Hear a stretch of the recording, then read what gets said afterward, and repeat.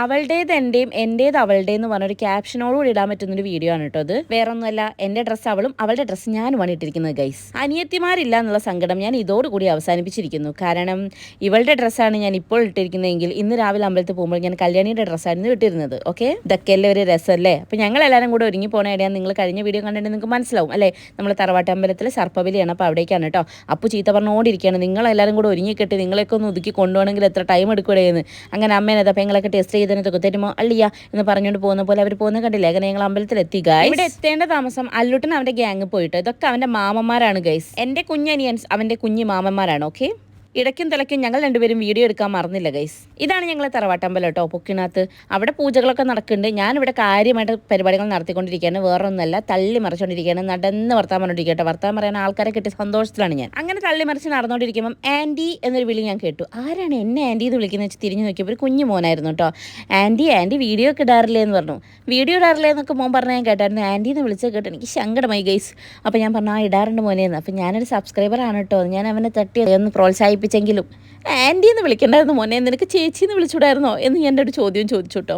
പിന്നെ ഞാൻ തന്നെ അത് റിയലൈസ് ചെയ്തു, കാരണം അല്ലുട്ടനേക്കാളും കുറച്ച് വയസ്സ് കൂടുതലേ ഉണ്ടാവുള്ള മോന്. അപ്പോൾ പിന്നെ ആൻറ്റി എന്ന് വിളിച്ചാൽ തെറ്റ് പറയാനില്ലല്ലോ.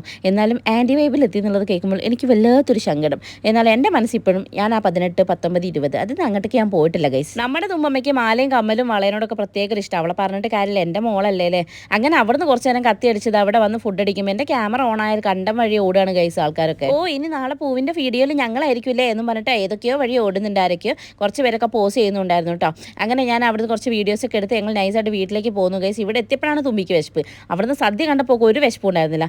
അങ്ങനെ ഇവിടെ വന്ന് അവിടെ എന്തൊക്കെയോ ഫുഡൊക്കെ കഴിച്ചു. ഞാൻ കുറച്ച് നേരം അവിടെ ഇരുന്ന് വർത്താനമൊക്കെ പറഞ്ഞ് അങ്ങനെ ഞങ്ങൾ ഇന്ന് തന്നെ വീട്ടിലേക്ക് പോകണം. അങ്ങനെ അല്ലുട്ടന് ക്ലാസ് ഉണ്ടല്ലോ. അല്ലുട്ടൻ സ്കൂളിൽ പോയി തുടങ്ങിയതിന് ശേഷം ഞാൻ എവിടെ പോയാലും രാത്രി കൂടണം ഗൈസ്.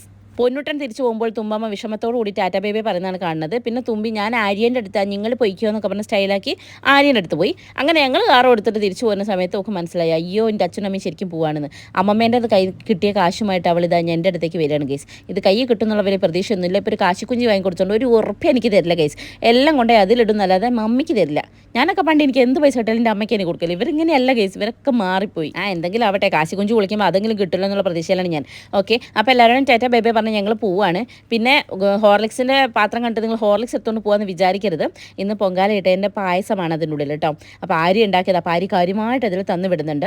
അങ്ങനെ ഞങ്ങളിതാ പോവാണ്. അപ്പോൾ പോണതിന് മുമ്പ് അയ്യോ ക്യൂടെക്സ് ഇട്ടില്ലല്ലോ എന്ന് കുട്ടി റിയലൈസ് ചെയ്തിട്ട് ഇവിടെ വന്നാൽ എപ്പോഴും ക്യൂടെക്സ് ഇടാതെ എൻ്റെ കുട്ടി പോകാറില്ല. അപ്പോൾ ഇന്ന് മറന്നു പോയതാണ് തിരക്കിൻ്റെ ഇടയിൽ. ഇത്രയധികം യാത്ര പറച്ചിൻ്റെ ആവശ്യമില്ല. 2 ദിവസം കഴിഞ്ഞ് അങ്ങോട്ട് തന്നെ വരില്ലോ എന്നുള്ള ലാഘവത്തോടു കൂടിയാണ് അവരെന്നെ വിടുന്നത്. അപ്പോൾ ടാറ്റ.